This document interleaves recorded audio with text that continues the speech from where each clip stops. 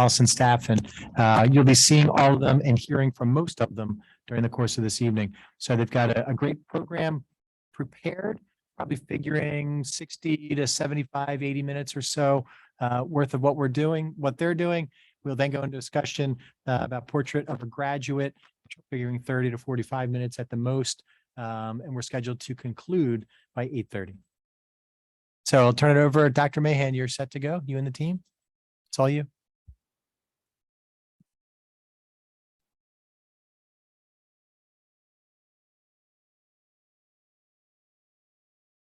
Test. Okay. Thank you, Dr. Malash, for that introduction. And as Dr. Malash said, we are extremely excited to be able to present to you this evening a deeper dive into curriculum and instruction and assessment. So this evening, we start off with this slide because it really helps to frame the conversation.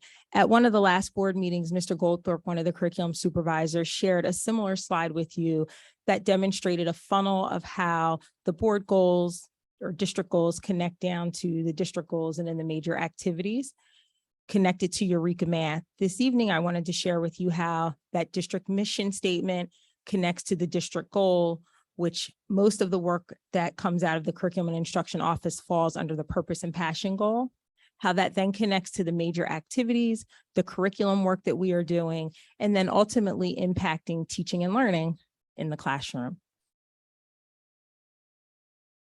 So Dr. Malash already started to introduce us and share our names with you, but I just wanted to make sure you know a little bit about each one of us who work in the Curriculum and Instruction Office. So I'm Farah Mahan. I'm one of the assistant superintendents. I've been in the district for 19 years. 10 of those years, I was an elementary principal at Clara Barton Elementary School. 7.5 of those years, I was the director of curriculum. And now I'm happy to be the assistant superintendent for the last 1.5 years. I turn it over to Dr. Morton. And I am Kwame Morton. Pleasure to be here with you this evening.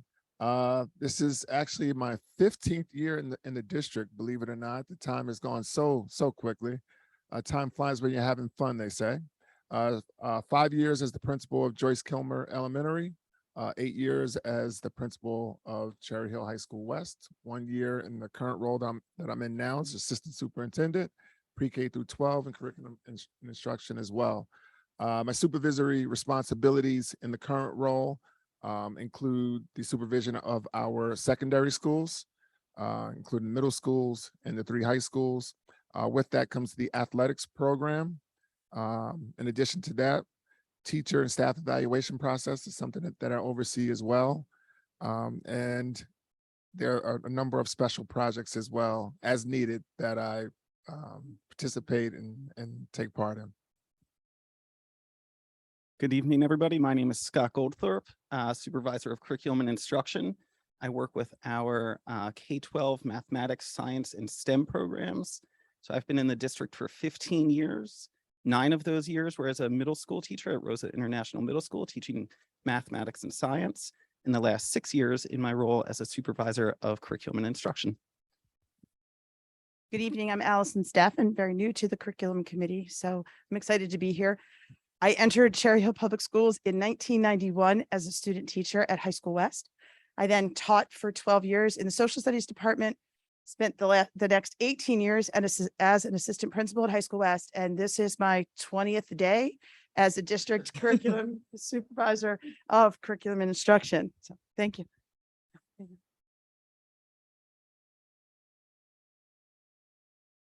Good evening, everyone. My name is Violeta Katsikas. I am the 3rd curriculum supervisor in the trio. This is my 29th year in the district. I have had 20 years as a staff member, as a teacher, a 5th grade teacher and a 1st grade teacher at Kilmer, as the literacy teacher coach at Clara Barton. This is my 7th year in the curriculum office, and I was also a student in Cherry Hill for 9 years at elementary school, middle school, and high school. Thank you. So before we get started, and before I go over I'll start with the materials that you have in front of you. So there are a lot of materials set aside for you so that you could participate in the session this evening. You should have in front of you a copy of the presentation that we are working from. You should have two different size Post-its, a larger set and a smaller set for you to jot down and participate in the activities that we have going on. An index card, a white and pink one. They should have your name written at the top of them. And then you have three additional sheets of paper. One is a legal size sheet that has information. It says at the top, blueprint for curriculum work, social studies and humanities. You should have a second one that across the top, it just says subject, grade level, work being done, dates and contact person. And the last one is a scaffold chart for a standard for English language arts. And yes, we will be using all of that tonight. So your first activity this evening is to take your small Post-its, and we wanted you to write down any feelings, wonderings, thoughts, or questions that you have regarding curriculum and instruction and assessment. What we are going to do, because this is how we typically facilitate professional development sessions, is after you write your Post-its, we're only going to give you like a minute. You're going to post them over on the chart paper here on the side. From there, Mr. Goldtherp will cluster your questions into topics and themes so that throughout the presentation, we will try our best to address them and answer them. Hopefully, many of them will come out naturally during the course of the presentation. So I'm going to give you a minute to jot down any questions, wonderings, thoughts that you may have, and then please post them on the chart paper.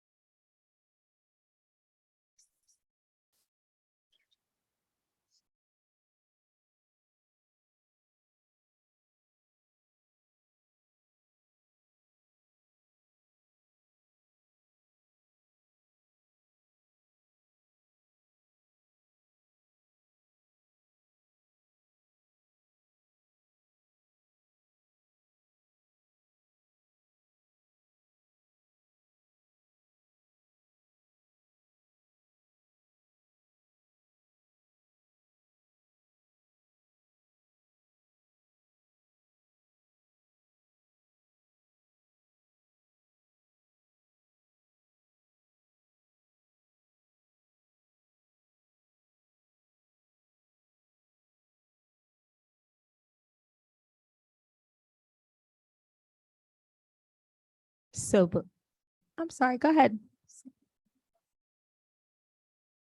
Use your microphone. I'm just saying, for the parking lot, should it be like full thoughts or just one word? It can be full thoughts, words, phrases, whatever you'd like. But as all of you know, I try to adhere to time. So your minute is already up. So if you could please begin to make your way over to the chart paper, as Mrs. Elmore Stratton indicated, to the parking lot, that would be great, and post your feelings, thoughts, or wonderings.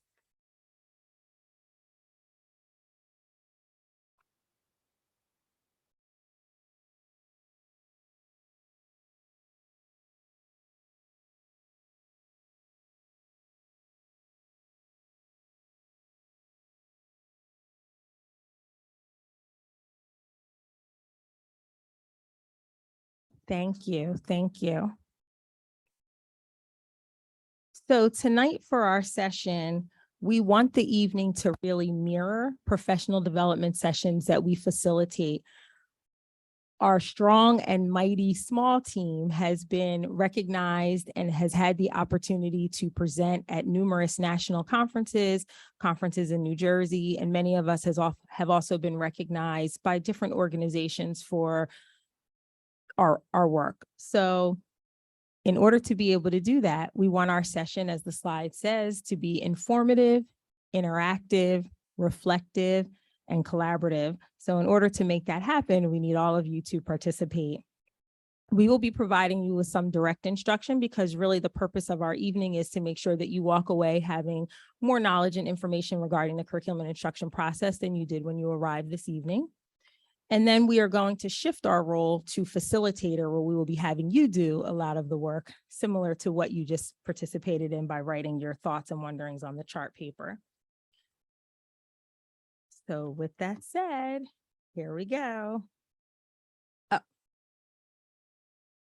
I'm so excited. I forgot to go over the most important part, our session goals, so that you know exactly what we are going to hone in on this evening. First thing, we're going to discuss the difference between curriculum, instruction, and assessment. Next, we will talk about the factors that influence achievement.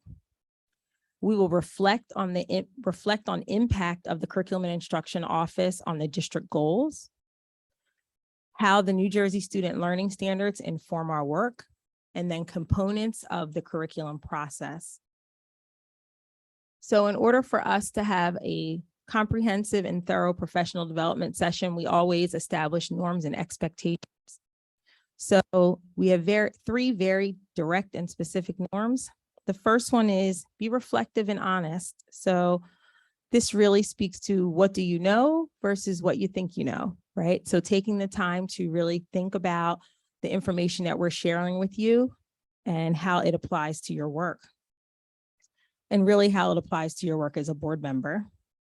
Be aware of your voice and how you are contributing to the conversation. We want everyone to be able to learn, and part of our learning is listening to learn so that we can lead. So again, we often work with consultants. One of them is Russ Qualia, and he often talks about student voice, adult voice, teacher voice.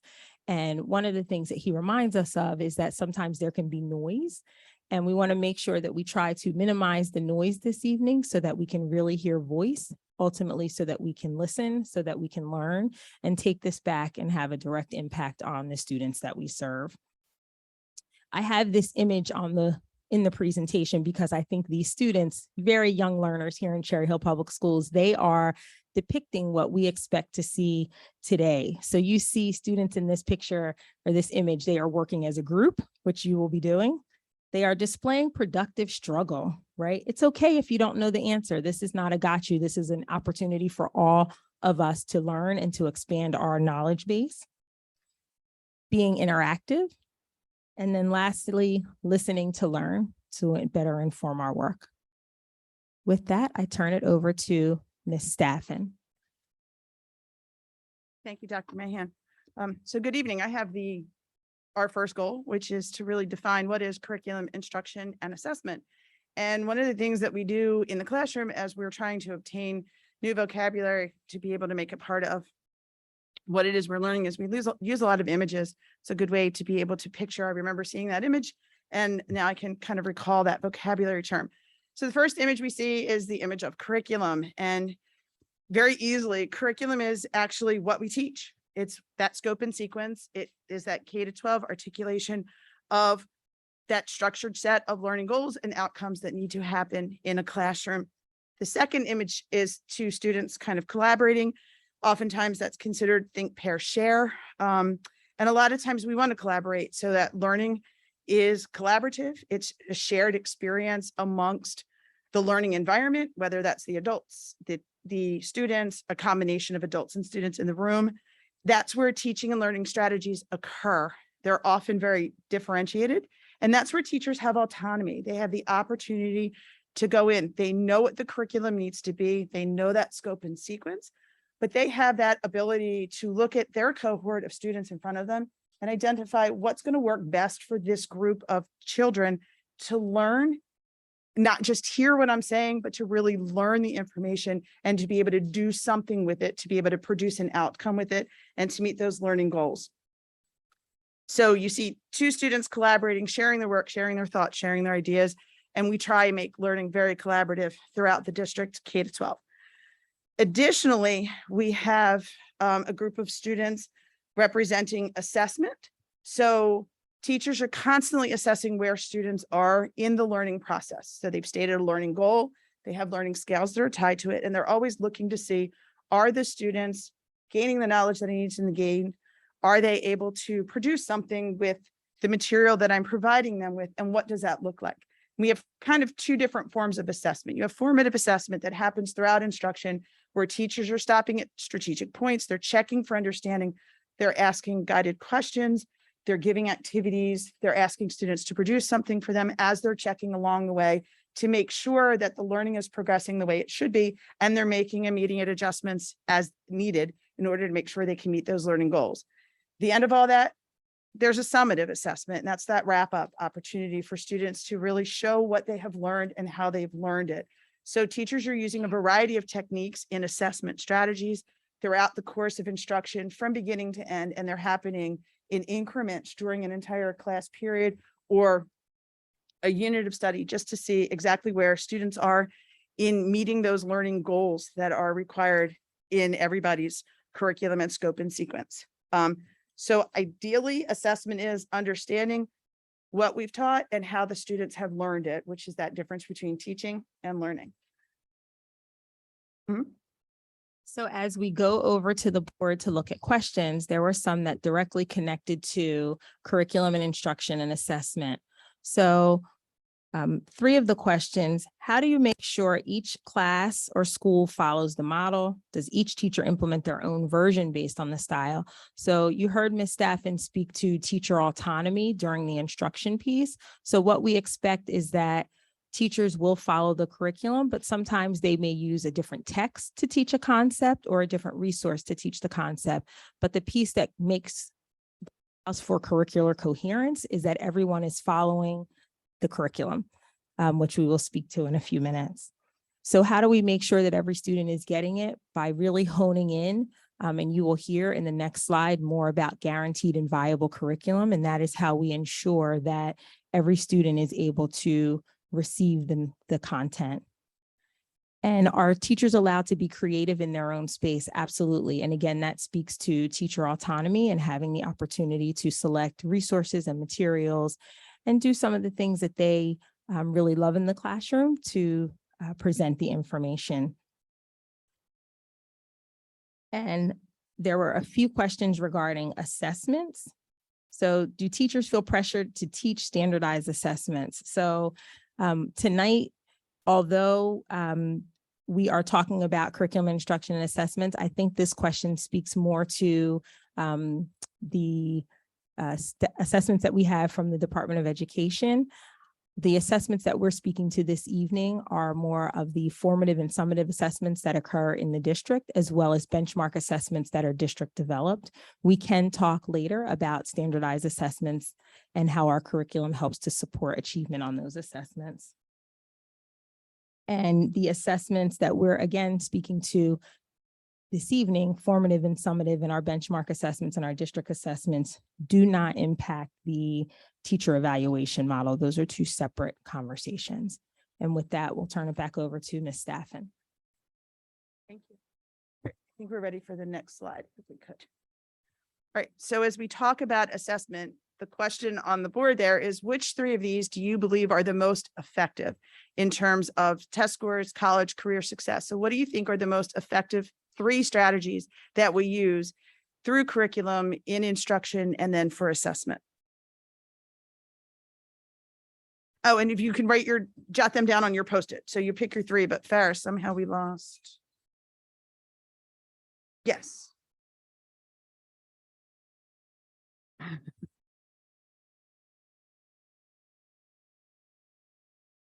Yeah, so when the slide appears, there's going to be a list of 10 different strategies that can be used in the classroom that support classroom instruction and assessment. We want you to identify what you think are the top 3 that will get the greatest learning outcomes if the teacher uses these strategies.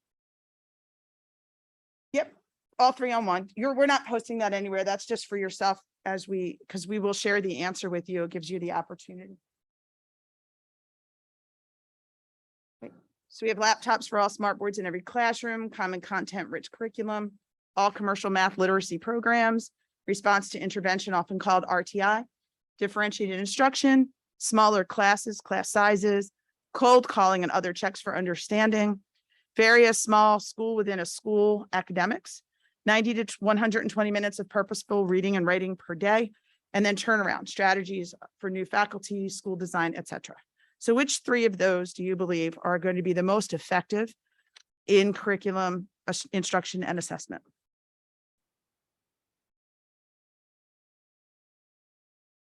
Mr.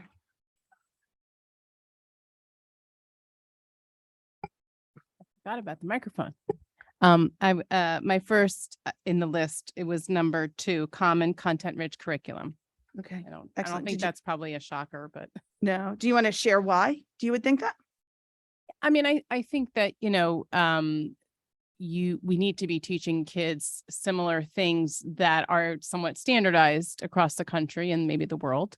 And that's going to make them more successful in their learning. There's some very interesting and fascinating kind of rabbit holes I'm sure some kids and teachers want to go down, but and there's a place for that, but that's not how all kids are well prepared for going into the world and their next steps Right. after K through 12. Excellent. Thank you for sharing. Anybody else want to share what you think is one of the top 3? Mr. Mayor. So the one I picked first was differentiated instruction. Okay. And for me, that's important because it would hopefully help support a teacher's independence and ability to recognize a student's individual students' strengths, weaknesses, how an individual student learns, right? We all Yes. learn differently. And a teacher who is agile enough and given the flexibility and trusted to identify different ways to engage and enrich a student and really kind of get them to spark that, get those synapses sparking, to me is just a wonderful way to teach and instruct. And I think just better they do that, the better the student loves to learn. And from there, it's all, rocket ship to wherever they want to go. Yes. Thank you so much for sharing that insight. Anybody else want to share what you thought was one of the top 3?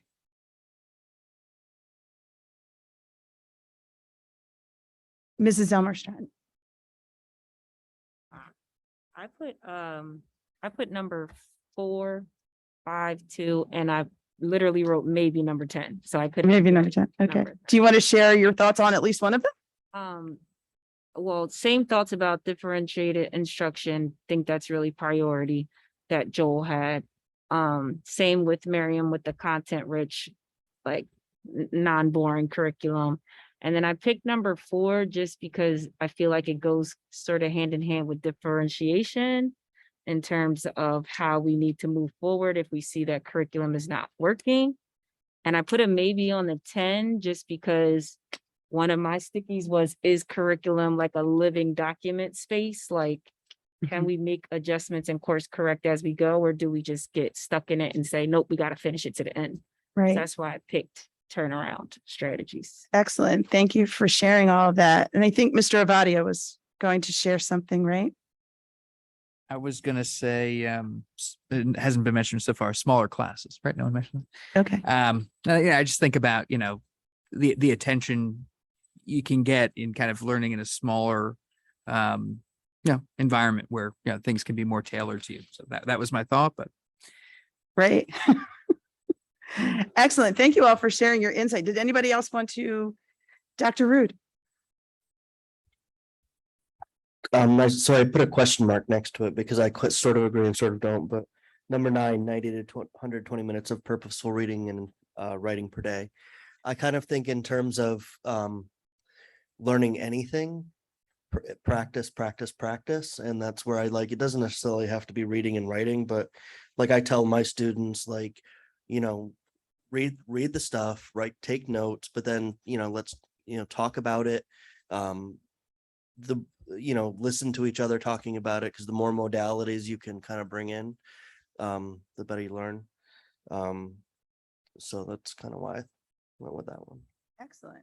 Thank you all so much. I like where all of you are headed. I like the thought process and what is happening as you're contemplating these things. There's a lot that goes on in the classroom in any given day for any amount of minutes that we are in front of students. Everything we do is research-based. So we're not just going to throw something at the wall, hope it sticks, and say, wow, we got something here, right? We're all using the top practitioners in the country, in the world, and using their research to support our curricular design and what it is we're doing. And so this particular activity really comes from one of the practitioners who actually spent some time with us in the district, Mike Schmoker, and his book Focus, which is a follow-up to one of his original book called Results Now. And what Schmoker says is the 3 most effective strategies to use in a classroom are number 2, common content rich curriculum, And we talked about that, right? So and you mentioned pieces of what that looks like. As Mr. Mayor said, like, I need to feel like I'm learning something from it. I'm involved in it. It's meant for me. It's at my level. So that's that differentiated piece, but it really is going to come from that content-rich curriculum where students can see themselves in what they're learning and what is happening in the classroom. They can connect to it and they can make connections with one another. 7 was cold calling those checks for understanding when we talk about formative assessment and hearing, I didn't just let you tell me what number. I asked you to kind of give me your thought process behind why you chose that particular area as what you thought was one of the strongest or most productive strategy that we can use, because it's important to hear what the thinking is so that we can start making changes. So if it's slightly off, we have an opportunity to dialogue about that and to make those changes and connections with the curriculum. And then, as Dr. Rood said, that 90 to 120, so you can take your question mark away from it. It was actually one of the top 3 elements that Mike Schmoker says we need. And that doesn't have to happen in one sitting. It happens over time in an entire school day, even at home. That's why a lot of times you'll see kids are, doing the reading minutes and they're writing slips for how much they've read and what they read and what stuck to them. And they're taking it back to school and sharing it with their teachers and things like that. So 90 to 120 minutes is the recommended amount of time. It happens over time. That's why at the elementary school, they've increased that really getting into doing purposeful reading and writing every single day, and that it is ensured in the school day. We know if we get that 90 to 120 minutes in during a school day, that our students are going to learn what our curriculum is meant to teach. So Ms. Stern. Oh, and congratulations. I see t-shirts have been handed out. Yes. So as I mentioned at the beginning, it's working. We are facilitating this similar to how we would if we were presenting at a conference. So thank you for everyone for sharing.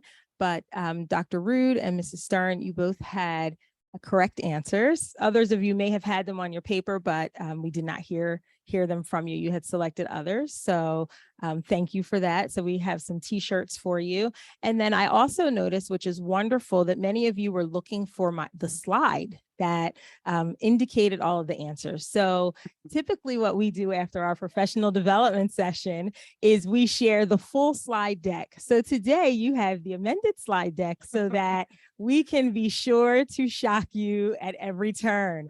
So thank you so much for your participation. Mrs. Stern, you have a question?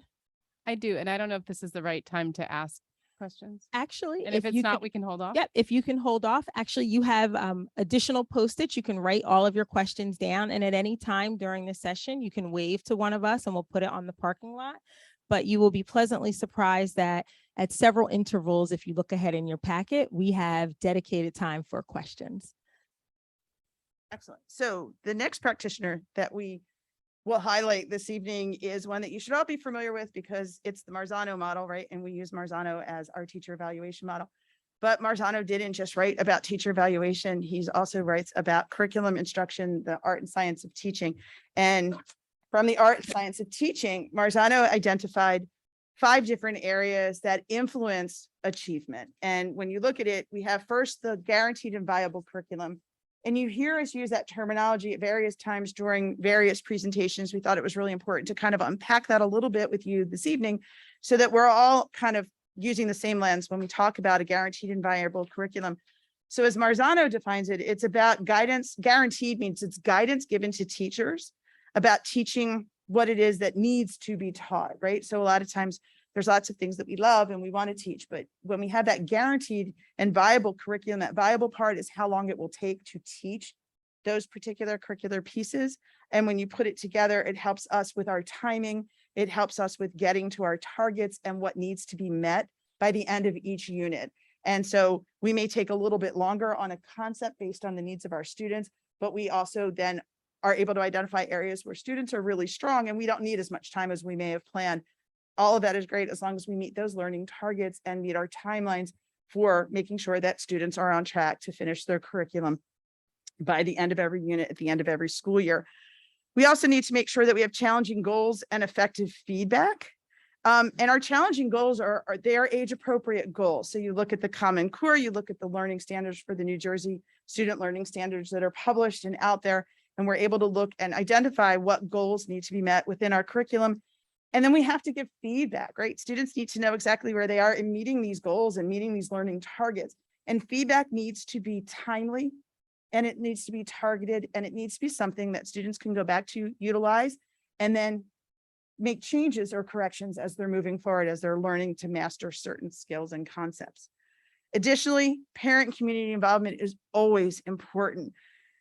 There's a tremendous amount of communication that goes home. There's incredible opportunities for parents and family members to be involved in our schools for specific events, as well as specific opportunities for learning conferences and things like that, where students are able to explain what's happening in their classrooms, in their learning, and show off their portfolio of work to the adults. So that is incredibly important for parents and community members to be connected to our schools as we provide our students their education. Safety in an orderly environment is incredibly important. We need to ensure the safety of all of our students. We have those conversations all the time. In addition to that, when we look in a classroom, we need to make sure that the classroom environment is safe, that there's clear pathways that kids can get around the room and utilize everything that's in that room for their own learning experiences. We need to make sure that there's space for station learning, there's space for grouping and opportunities for kids to kind of rearrange formations and be able to come together and share and learn and grow together. And there's that collegiality and professionalism. And sometimes you'll hear the acronym PLC, which is a professional learning community. It's an opportunity for staff members to come together to dialogue about what's working in teaching in their classroom, what learning looks like, what they do, and how they answer those questions about what happens when students already know the material and I've planned for so many days, what happens when they're not learning that material, and how do I go back and refocus and reteach. So those opportunities, creating goals together, meeting that, and really dialoguing about what happens are all factors that influence the achievement of our students and the learning that happens in our classrooms. So these are just some quotes from Marzano about guaranteed curriculum. Again, remember that it's our operational definition about the guidance of what has to be taught and the order that it gets taught in. And that it means that individual teachers can't ignore what's in our curriculum because they think something is more important or something is better. We spend a lot of time cultivating our curriculum, our scope and sequence, and working with curriculum committees and with professionals who are helping us guide that work. So we're not just trying to figure it out on our own. We have incredible consultants, as Dr. Mahan has talked about, who work and share their expertise with us as we create the best curriculum possible to be utilized by our teachers and students. And then finally, when we look at viable curriculum, it's our time frame that I had talked about before, what needs to be covered and when it needs to be covered. So those are all part of what Marzano has provided for us in our kind of overview of what curriculum needs to be in order to be successful for our schools. So now we have another activity for you, and we want to make sure that we have an opportunity to kind of dive into our curriculum warehouse. So Dr. Mahan is handing out a scavenger hunt.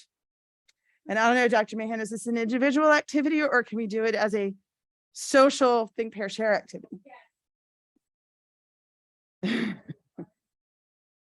Okay, so as Dr. Mahan has handed out our scavenger hunt, it's really an opportunity for you to be able to kind of look at our curriculum warehouse, see what's housed in it, and see how this is accessible to parents. So anybody that's curious about what's happening in certain areas, this is the part of where parents can also find specific units of study and specific courses at specific grade levels. So Dr. Mahan, how many minutes? Thinking 4, maybe 5. We'll see how much productive struggle is going on and we can offer some support. So you have the scavenger hunt in front of you.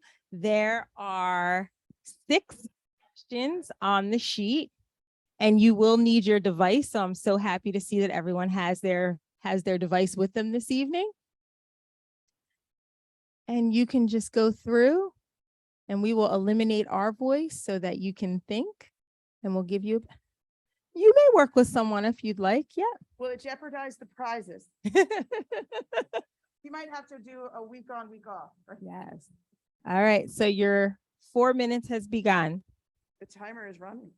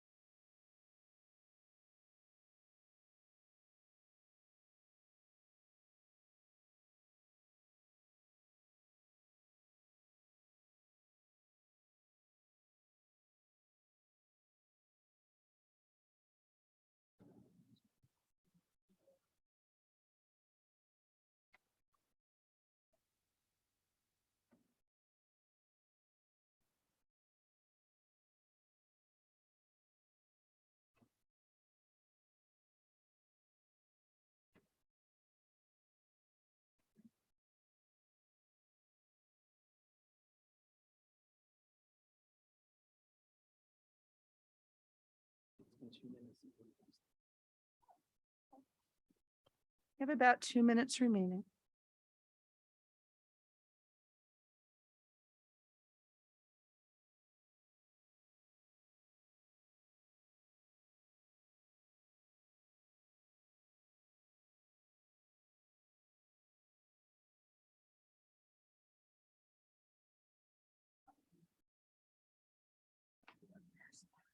Paris, no.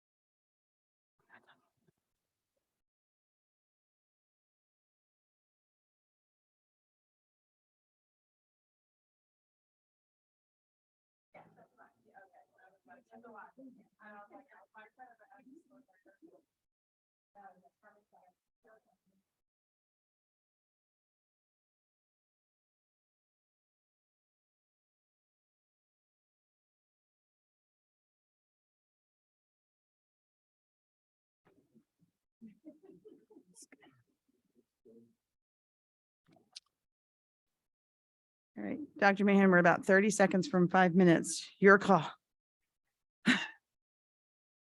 Okay, do we need about another minute or two, a minute, another minute? Okay. Okay.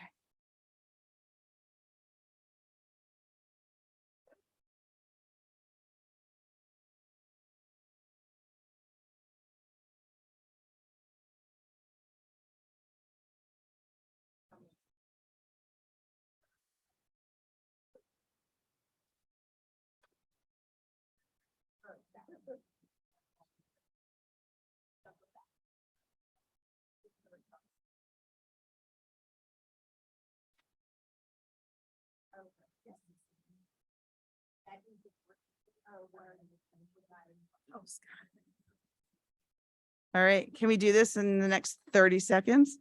No?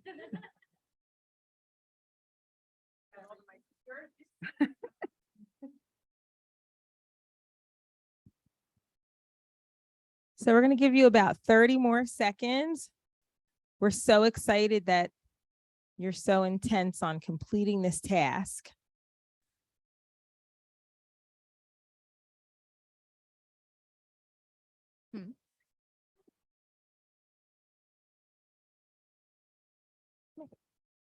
Lower. I don't know.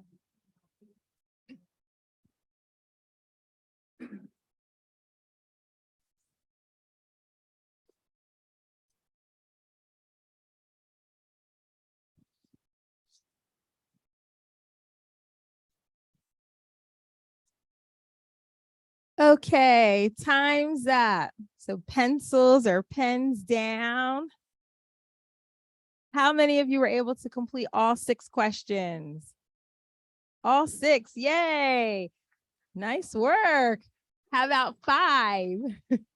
Well, I'm assuming 4. Okay, nice work. 3, I know I saw everyone's paper, so I know everyone has at least 3 of the answers on their sheet. So do we want to run through the responses quickly? Absolutely. So what is our curriculum management platform? Rubicon Atlas. Excellent.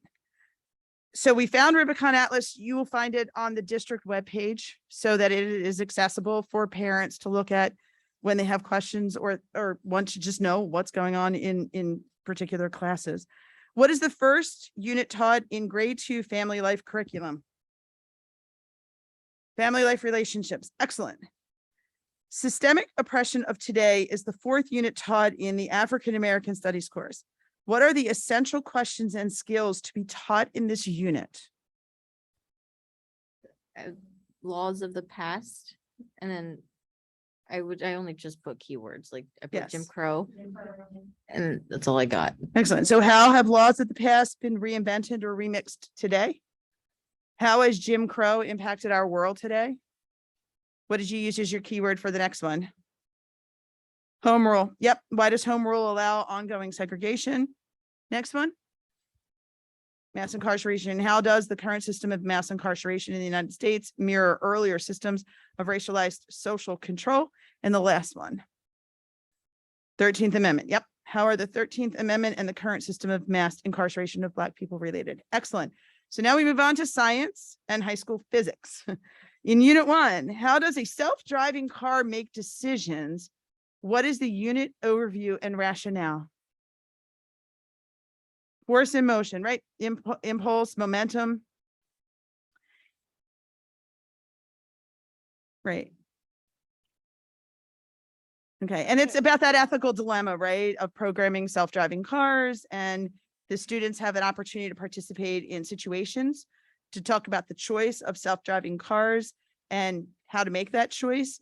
Then it's that deeper discussion of the science behind the choices. They get into impulse, momentum, Newton's laws. They go and design and analyze applications of impulse and momentum, helmets, bumpers, etc., to better understand the different outcomes of the self-driving car's choice.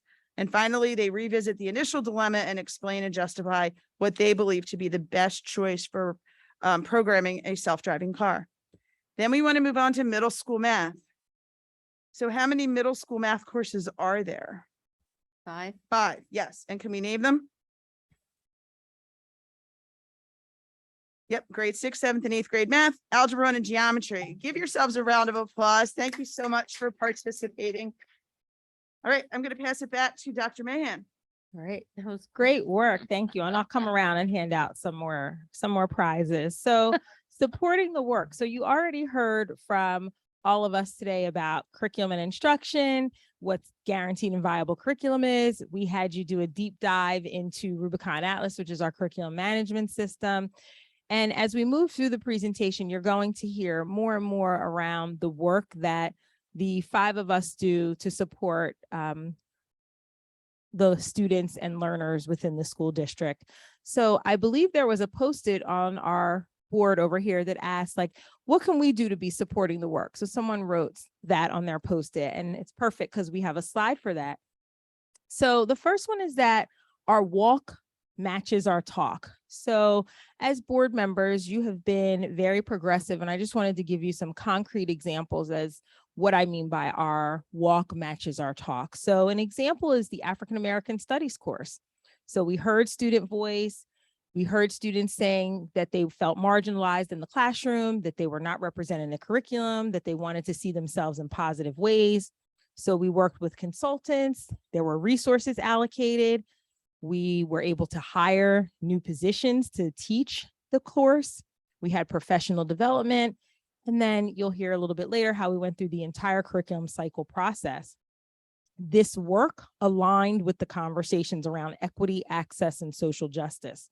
So although we have been hearing differing opinions regarding this work and this topic, you as the board have remained steadfast in your commitment to the work, which ensures that our walk matches our talk.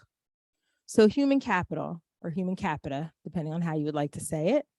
You've heard Dr. Malash speak to this on numerous occasions, that our staff is our biggest resource, and without them, this work under no circumstances would be possible.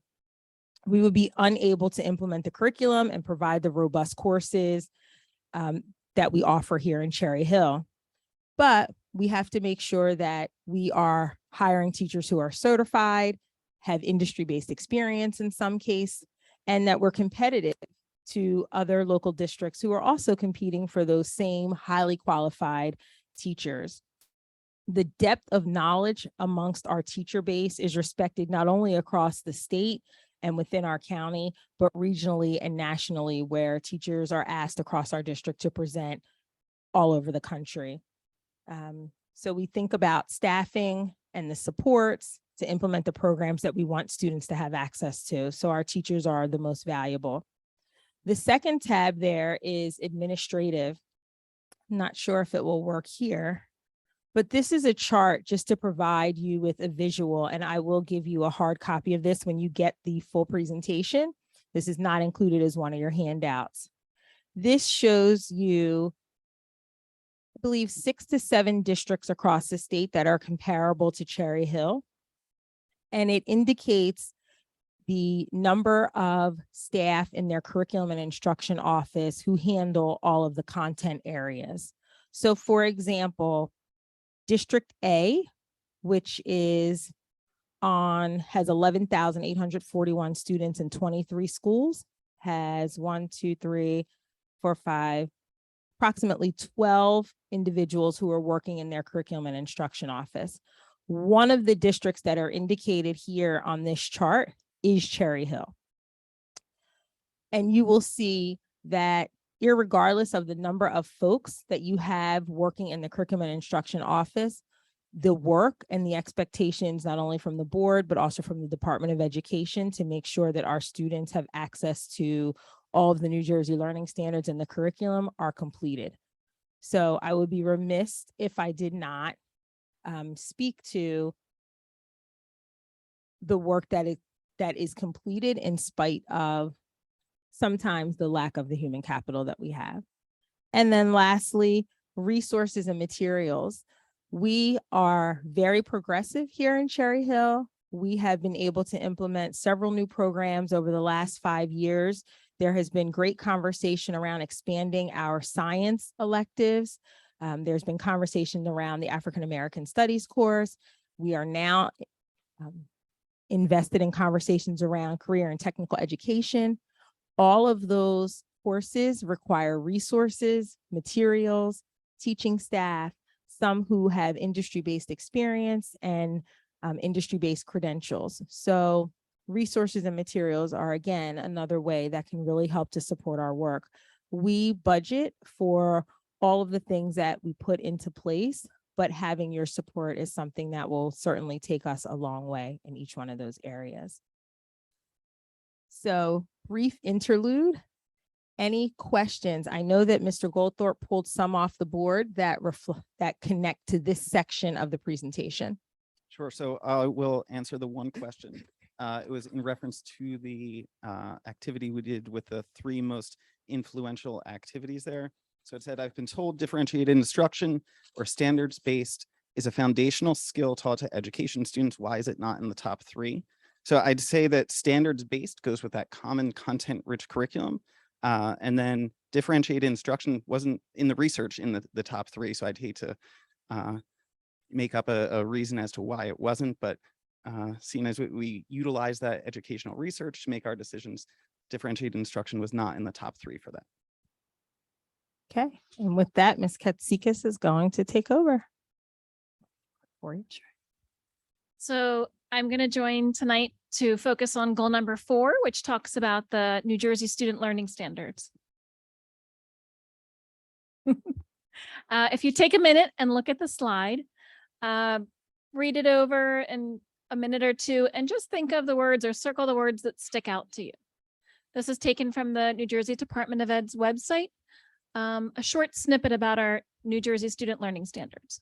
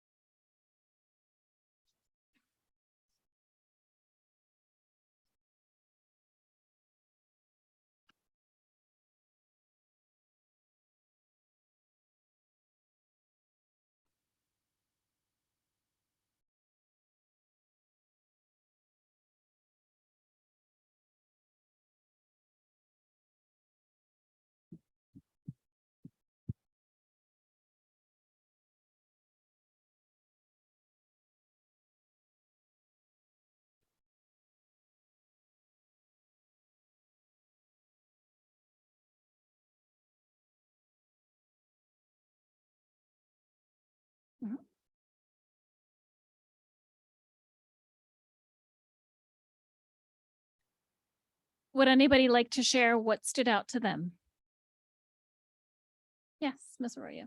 I underlined robust body of research, clear and consistent learning goals, distinct contact areas, clearly demonstrate what students are expected to learn at specific grade levels, can understand and support student learning, coherent curriculum, plan instruction to prepare and succeed in our rapidly changing world. Thank you, Ms. Arroyo. I think she's got you all covered. Thank you for pulling out those important pieces. I know I've shared at the C&I committee meetings and speaking recently about social studies, the New Jersey Department of Ed revises their standards approximately every 5 years. So each set of standards goes through a cycle of revision, much like our curriculum does. And most recently, social studies has been one of the newest standard sets to come out. They're currently working on language arts and math as in the future implementations. So we as a district are required to implement these standards. They are a framework for instruction. Included in the standards are also performance expectations for what students should be able to do after instruction. What are the targets we're supposed to meet? There are 9 content areas. Would anybody care to name any content areas they think exist within any of the 9? How many can we name? Come on, come on. Mathematics, Mathematics, social studies, ELA. ELA. We're at 3. That's 3. Science is 4. Social studies. Yep. That's Language. 5. Language, foreign language. World languages, World 5. Yeah. Health and Comprehensive PE. health and phys ed, 6. Visual and performing arts. Visual and performing arts. Visual and performing arts. 2 more, 2 more. Mr. Goldthorp, I don't know. Computer science and design thinking. There's one more that's often forgotten, but very important. Career readiness, life literacies, and key skills, financial literacy, and a lot of the civics, and a lot of our newer standards, which span across K-12. So we've highlighted many of the terms or ideas from the New Jersey Department of Ed that Mrs. Arroyo has also picked out just to emphasize the importance of the standards. What we also want to emphasize is what the New Jersey standards do not define. So if they define the framework and the performance expectations across those 9 content areas, what do we do as a district? We decide how to take those standards, create a curriculum, and lead teachers in how they should teach those standards. The standards do not provide specific lesson plans or specific resources. The Department of Ed may give recommended resources, but not something that can be taken as is into the district and implemented in the classroom tomorrow. So it's our job to look at our students, get to know our teachers, where are our strengths, what is our community focus on, look at our vision and our mission, and take those standards and create a curriculum. Talk about how we have interventions for the populations of students that we have. You spoke about differentiated instruction. Where do we need to differentiate? Who are our students today in our classrooms? And then providing supports for all of our students, resources. What interests students? Where do students gravitate? So those are what is not defined in the standards that our curriculum office, our team of teachers, our administrators, all of our staff work together to create. Do you want to address where the DEIs are and SEL? Sure. The 9 comprehensive areas. There was a question on the board that related to what Ms. Katsikas is discussing now. I'm going to pass it on to you for DIs, for science.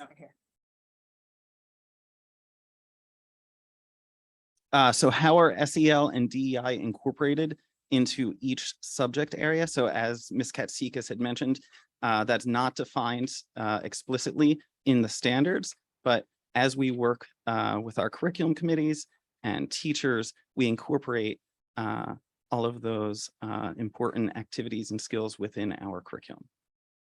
Yes. Sorry.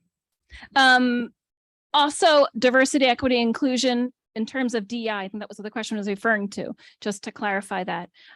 We have been looking at ways not to only include it in ELA, but also in social studies, in math, in science, looking at expectations for all students to meet performance expectations and to meet mastery of skills and performance. One activity I did want to transition to, so what do the standards look like? How do they build? Where do they start from? Where do they end? How do we know where to start? What I shared with you is a progression for one standard in ELA. This is a reading literature standard, 1 of 10. If you look in the bottom right-hand corner, it lists what the anchor standard is. The way the language arts standards or English language arts standards are based, the anchor standard, if you think backwards by design, is what we want them to get by the time they leave us at the end of 12th grade. College and career readiness, this is the goal. And then the Department of Ed works backwards. So what should they do in 12th grade? So what should we get to in 11th grade? What should we do in 10th grade? And so on and so forth, all the way down to our kindergartners who are registering now for September. So if you take a minute, this is one of our language arts standards. Just take a peek and see how it's broken down. What sticks out?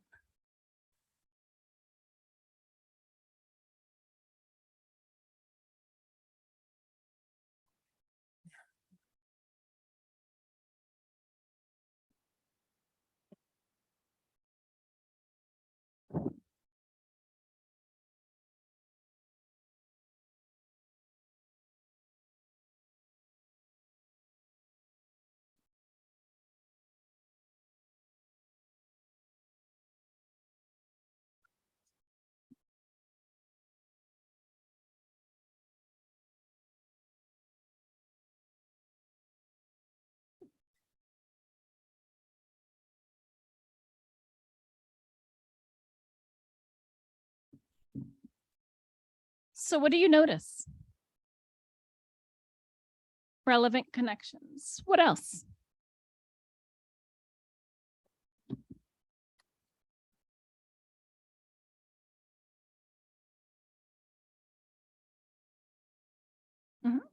It's a progression starting at kindergarten. What does kindergarten start with? Almost all of their standards. With prompting and support. With prompting and support. It's their first experience in formal education. So it's our job to scaffold students with prompting and support. And that prompting and the support, those scaffolds fall off each grade level as students become more independent and more proficient in the skills and strategies and the expectations of each one of the standards. Anything else that you notice? Well, something I noticed that is not there is anything specific about what the kids should be reading or learning or teaching. There's a lot of, I guess, flexibility and options for self-determination, I guess, district to district. Thank you for pointing that out. Yes, it does not include a resource, a specific resource, how it should be taught, how often it should be taught, when it should be taught throughout the school year. So that's something we work very carefully and critically with our curriculum teams to decide based on our students, based on their performance, based on past experiences, and what is the expectation going forth. So this is, again, is one example of one standard. In reading literature, there are 10 across 50 standards in language arts, across social studies, science. So you can get the depth of how large standards are and what they do provide and what they don't provide, what we do here as a district.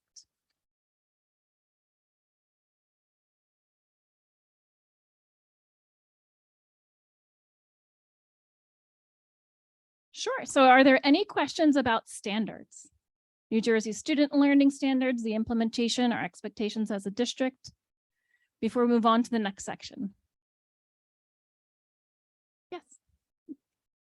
So I think it might kind of go with what I had on the parking lot about like, how is this piece of the standards, does that become part of a teacher's evaluation and is like, or assessment rather, because I get it that there's assessment of the teacher and then there's assessment of the curriculum and working, but is it like, how does it intertwine? So like if you're looking at watching a teacher, I guess when I put up there highly qualified versus highly effective, like not just in the curriculum part of things when we make decisions, but with the teachers, like are like, how do we measure if like they're doing the standard, they know all that stuff, so they're highly qualified, but are they actually being effective with it? So this standard, we have 12 elementary schools. We could take this first grade standard, ask and answer questions about key details in text, and demonstrate it 12 different ways across each one of our elementary schools using different text at different times of the year with different groups of students, in a small group, in a whole group,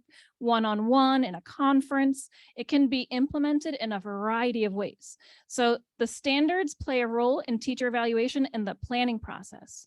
Teachers look at their standards, plan their lessons, look at where the end goal is, which standards will be together, whether we integrate science and social studies and ELA together, whether you're looking at student interest. I know this, group of students are very much into fire trucks. So I'm going to build that into my small group. They love, automobiles and motion. So I know I can grab their attention. I'm going to build that into my small group instruction, focusing on the standard. So the standards are in the planning portion or the pre-planning before implementation in the classroom, or domain 2, or now our new domain 1.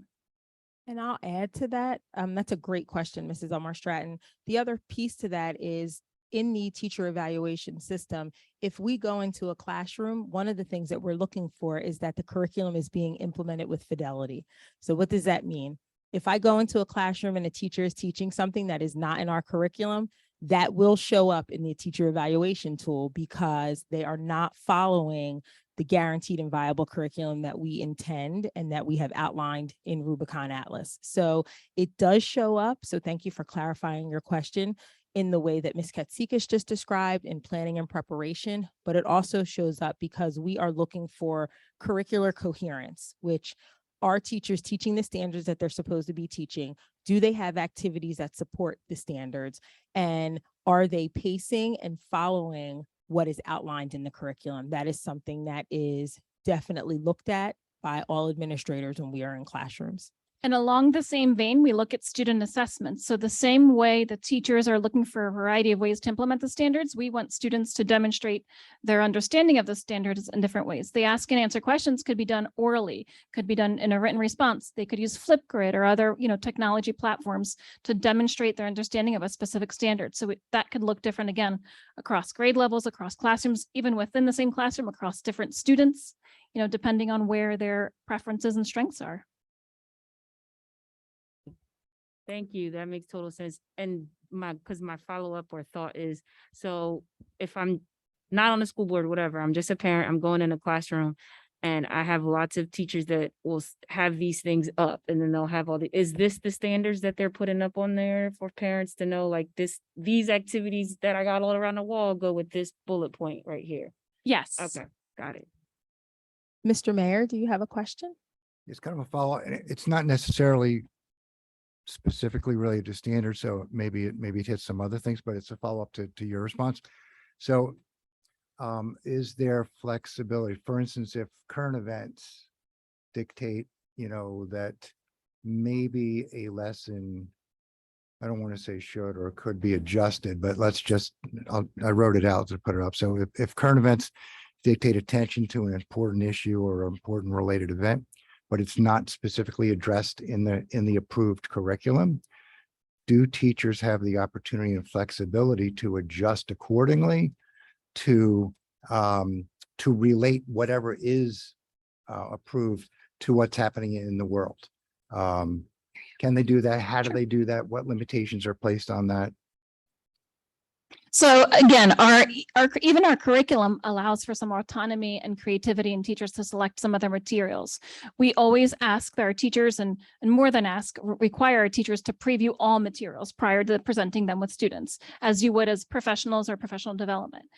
Current events, we would be remiss if we did not discuss them age appropriately and, developmentally appropriate with the students across, content areas. I can think of the class you just talked about with automated learning, automated cars. It would be remiss not to, inform if Tesla came out with a new model. That's what kids are passionate about. So we can't ignore what's going on in the world. But there are ways to bring it into the classroom if you have resources that are vetted.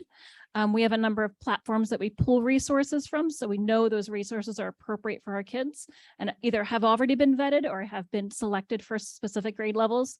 And some of those platforms provide one resource across multiple reading levels, so it's accessible to all of the students. I also want to add to that. Mr. Mayor asked about political events or current events, excuse me. And in the last year, and in several years, we've seen some highly charged, highly controversial events that are happening in current events. Out of this office, we also provide for teaching staff talking points, resources to support those current events. And we also remind our teaching staff when a current event comes up and they're speaking about it, or if students coming into the classroom and have questions, that all of their conversations should be apolitical. And that it is not about what they feel or what they think. We speak from facts and we speak from resources. And this office works diligently to make sure that information that is presented is neutral, and that all students' voices are heard in the classroom, because many of those current events can spark a great deal of emotion and feedback and conversation in the classroom. And we want to be sure that our teachers are prepared to facilitate that. And then we'll have our last question for this section from Ms. Stern. And if you have any others, you can post them on the parking lot. So actually, I did put this on there, but it's relevant, so I'd love to ask it now. You reference PLC. There is a lot of scaffolding overall, it sounds like, in our district to ensure that not only is there fidelity to the learning or the teaching, and but there's also checks and balances along the way. I always think about what's the practicality of how things are being done. And so PLCs, I guess I hear that a lot. How frequently are there department-wide, curriculum wide, grade level wide? It depends where what level we're talking about, but that there are meetings to really kind of like process improve, I guess I would say, and check to make sure everyone's on track. And I ask this because, we talk a lot about achievement. That's probably the number one responsibility for us is student achievement. And it's when we see vast differences, it begs a question of how much consistent kind of involvement and oversight and collegial, I always say that word wrong, connection is there. So, and refinement is going on throughout the year. So that's just there's probably a lot of answers to that, but just a general question about how, how that works. Dr. Mahan mentioned earlier that our curriculum department is small. One thing that we are rich in is our instructional coaches. We have a number of instructional coaches in content areas and across the schools. And some of the conversations that you just described occur with instructional coaches, where grade level teams sit with an instructional coach and look at their data or look at their lesson plans and said, what worked well with your students? Where are you? How are your students responding? And how do you react and revise? Because each day has formative assessment check-ins, as students respond, as they produce work where you can adjust for the next day, sometimes even within the same day at the secondary level across periods or across classes. So those instructional coaches sometimes lead those discussions day by day. At the elementary level, there's a PLC every morning, or at the secondary level, PLCs occur also throughout the day, where it's not administrative, but it's more supportive colleague to colleague.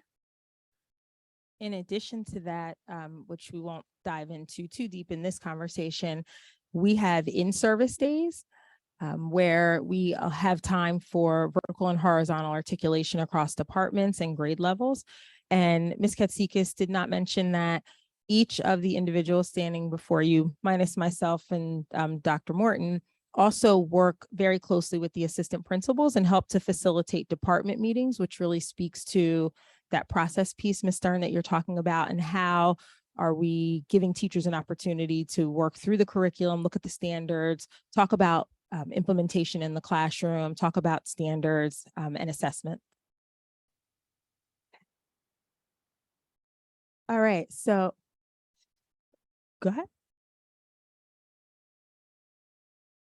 Yes, great question, Ms. Stern. And I had to respond. I'm sitting here quietly, but I had to respond to your question.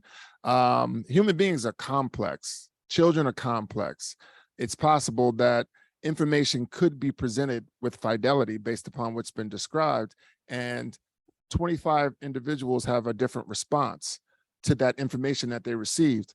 One of the reasons that we utilize the Marzano tool in and of itself is because of this aspect that it has built in, that teachers, when they're operating at a highly effective level, they're able to make adaptations based upon what students demonstrate, so based upon the perceived learning or demonstrated learning by students. So that is something that we require of teachers and of staff, to be able to make adaptations in the moment to respond to whatever it is a student may demonstrate to them.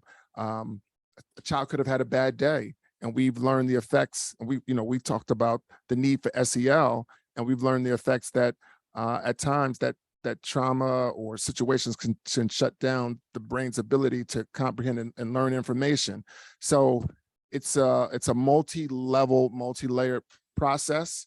We're looking for our teachers to become skilled experts. And, it's a continual process and trying to become a skilled expert. But great question. And that's the cusp of what it is that, we're all challenged with in education today. So. Thank you, Dr. Morton. So the next segue for our work is the scope of our work. So here is where we're going to talk about the actual curriculum and instruction process, or the blueprint, as we call it.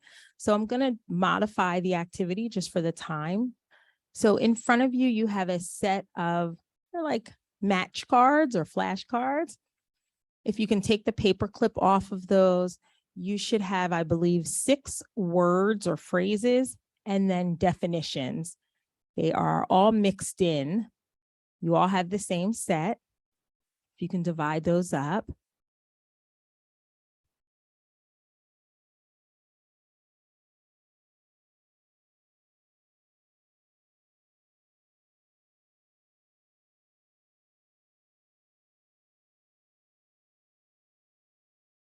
So on the board is what you should have, some sort of all of these terms, phrases on your cards. And then you should have definitions. You can just put them all out.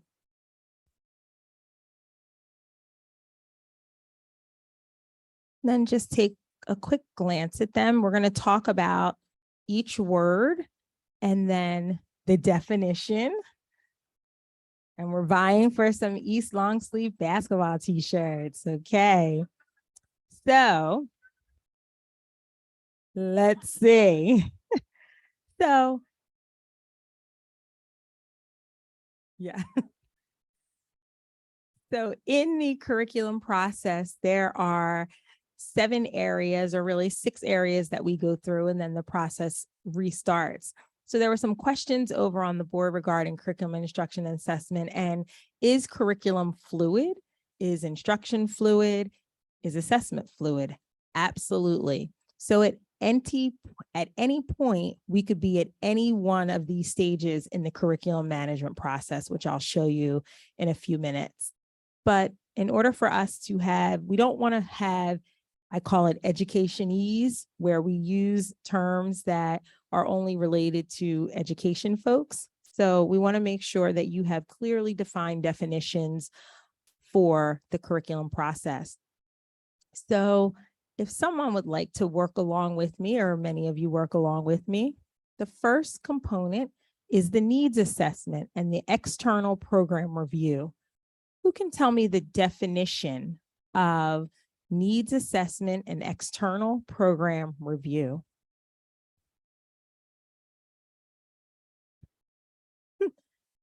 Miss Aurora. Know if it's right, but within this component, adjustments will be made to implementation based upon feedback. That is a great try. Would you like to phone a friend? Phone a friend. Go ahead, Mr. Joel. Avadia. Shirt in the mix. A curriculum committee comprised of teachers, Correct. administrators, is formed to review the current educational program in light of the latest research, best practice, and current trends. Yes, but we're going to give Miss Aurora a shirt because going first is always stepping out on the limb. And she actually helped all of you out, because now you know what the first step is, which eliminates one of them in the process. I'm gonna use that at work. So the needs assessment, external program review component. So we just heard the definition. You all have the definition in front of you, but this is where we analyze the existing pre-K-12 curriculum. We look at horizontal and vertical articulation. We look at our curriculum maps. We look at our assessments. We talk to staff, and we decide why do we need to make some of these changes. This is where, when the Department of Education says we're having a standards revision, this initiates this part of the process. So next one is curriculum development. Let me see a hand for curriculum development. Mrs. Fleischer.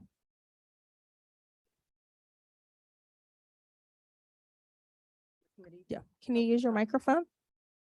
Within this component, research-based professional development begins, and the committee receives feedback from teachers involved in the initial implementation, or is that wrong? Again, that is a great attempt. We are so happy that you are participating with us.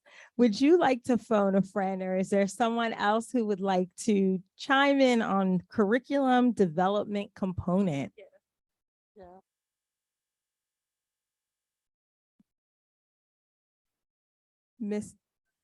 Okay, Mrs. Fleischer, we always like second chances. Well, I don't know. It might be a third or fourth chance next. The curriculum committee will write the curriculum. Yes. Yes, productive struggle. We love to see that. Thank you for working through that, Mrs. Fleischer, and we can give Mrs. Fleischer a t-shirt. So the curriculum committee will write the curriculum, clarify staff needs to be incorporated into the district's research-based professional development plan, recommend resources, create an assessment system. They also propose curriculum maps, identify assessments and tools. And one of the things that I would be remiss if I did not say is that we would not be able to do the work. You saw an example of one standard for ELA. So think about the magnitude of that work across 9 areas, and then incorporating other responsibilities that the Department of Education asks of us into our curriculum. So we would not be able to do this work without curriculum committees. Teachers work alongside of us to determine resources, materials, write the curriculum. They understand the standards. So curriculum development, again, is like a key component of the work that we do. So resource allocation component, who has that definition?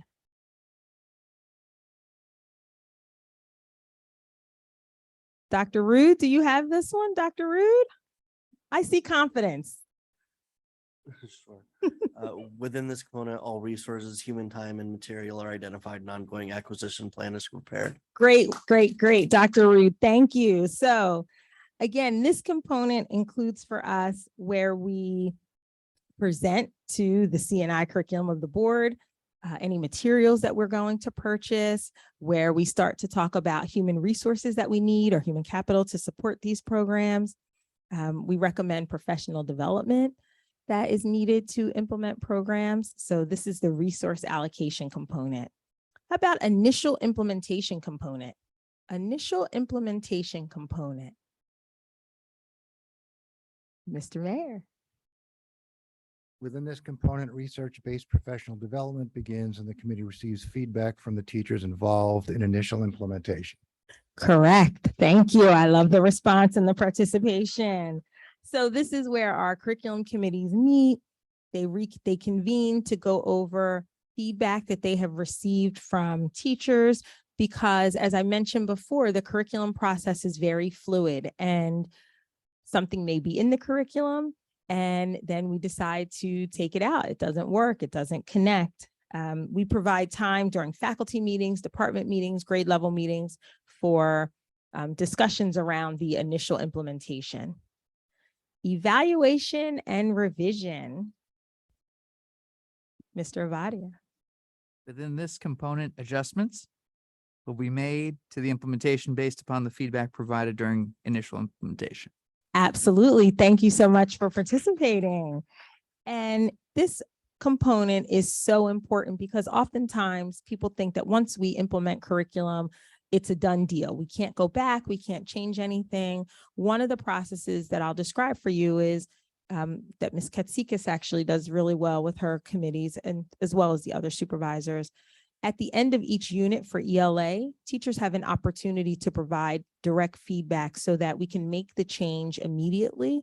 That change will not go into effect until the following school year, but after teachers have taught a particular concept and taught the unit, it's really fresh in their mind. So they can give the feedback immediately to a literacy teacher coach and to members of the curriculum committee so that for the upcoming school year, we can make the change. So we're constantly going back, evaluating and revising our curriculum.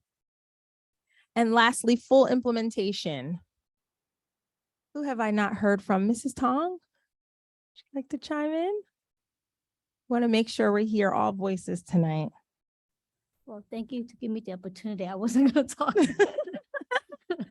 This is that code calling it in practice. Code calling in practice. I have not been in classes for so long, I forgot. Within this component, the program is completely implemented. Correct. Thank you, Mrs. Tong, for allowing me to call on you and for participating. So this is when we are going back, we're examining the work, we're assessing the curriculum, everything that the curriculum committees and the curriculum department have brought to fruition, we're actually seeing implemented in the classroom and moving forward with the work. But just remember, the cycle never stops. We're still continuing professional development. We're still revising curriculum. We're still looking at resources and materials that staff may need to be successful in the classroom. So there were several questions on the parking lot in regards to can revisions be made throughout? What do your living documents look like?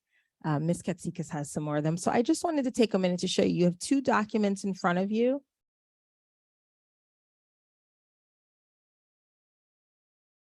So the first one that you have up, and I have it projected on the screen. You can see just by looking at my screen on the board, that we do not do our work in isolation. We are very strategic and systematic about making sure that we are aligned as a curriculum department. So if you see the tabs across the bottom, there's actually more tabs going off to the right-hand side. I believe we started this work in 2014 or 2015. And then you can see that each year there is a tab. Each one of those tabs reflects the sample that you have in front of you. So what I printed for you is the 2021-2022 school year. And when we meet as a curriculum team, we talk about what are some of the changes and big curricular initiatives that are going to be occurring within the academic year. And then we start to talk about who's the person responsible for that work. What does that work look like? Are there revisions? Are we doing a full implementation? Do we need resources allocated? So this is where we start those conversations. And one of the most important things about this document is that it allows us to have historical perspective. So you are currently witnessing a transition from Allison McCartney off to Allison Staffen. And these living documents really allow us to support that transition because we have institutional history and institutional knowledge. So you can see that piece. The second document that you have in front of you, and again, we have only printed for you the social studies and humanities document because that is the most fresh in many of your minds after the presentation that Ms. Katsikis and Ms. Staffen and Ms. McCartney gave at the Curriculum and Instruction Committee meeting. So on here, down the far left-hand side, you will see all of the definitions that we just went over, the needs assessment, full implementation, resource allocation, et cetera. Across the top, you will see all of the years. And on here, you will see where we are in the process. And if you look at it, it initially looks as though it is trending on a diagonal down, and then it starts to circle back up. But depending on what is happening in guidance from the Department of Education, what is happening here in the school district, sometimes many of these things could take years to get through the full cycle. You will notice on there, I'll highlight because I used it earlier, the African American Studies course. So many of those items all fell into 1 year. Why? Because we had a charge to implement the African American Studies course relatively quickly. So you will see that resource allocation, materials, needs assessment, all of that occurred really quickly. But in others where we're doing integrated curriculum for kindergarten or integrated curriculum for first grade, or now the revisions to the social studies standards, it is more on that diagonal path, but just recognize that it is cyclical and that we are continually moving throughout each one of those areas.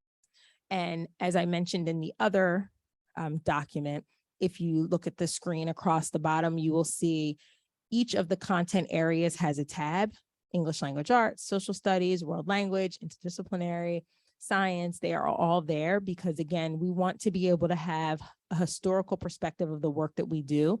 We do not address the curriculum work in a haphazard way. We want to be sure that we are, again, strategic, that we are aligned with the expectations from the Department of Education, and that our curriculum is guaranteed and viable for all of our students.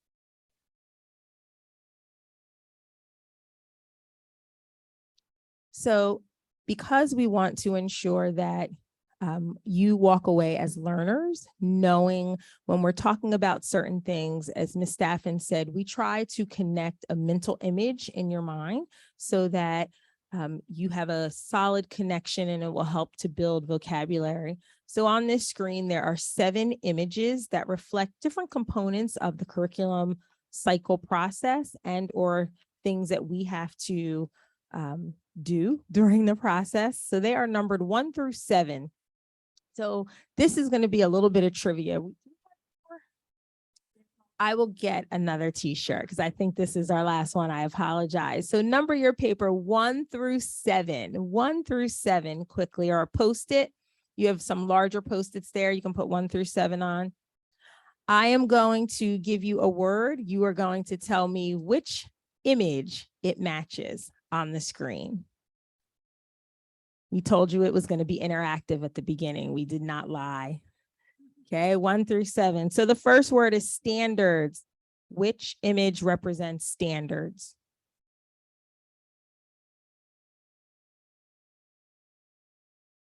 Second word is professional development. What image reflects professional development? You should be writing it next to the number 1 through 7. So we have standards, we have professional development. Number 3 is resources. Which of those icons reflects a resource that we use here in Cherry Hill? A resource.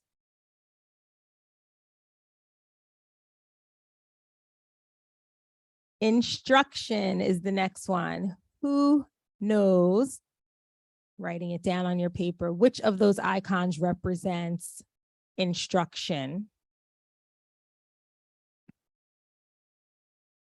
Next one is assessment.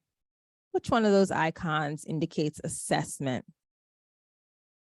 Assessment. You should all know this one. Which of these icons represents curriculum platform? Which represents curriculum platform?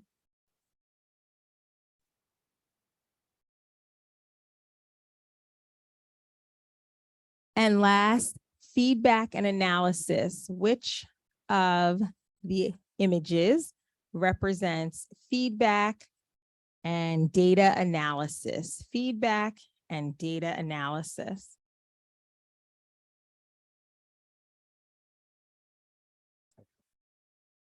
All right. Let's see who is going to be our lucky winner. Who believes they have all of the images correctly identified?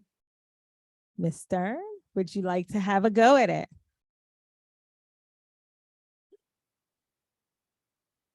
I think Ben has to get called here. Mr. Avadia, we're rooting for you over here. You ready? I'm rooting for myself. I'm looking, look, the radio host always has the right response. That's what you go for during these meetings. So you ready?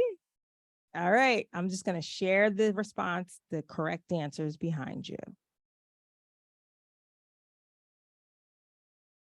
Mr. Avadia, you can tell me if you have a 100 on that paper.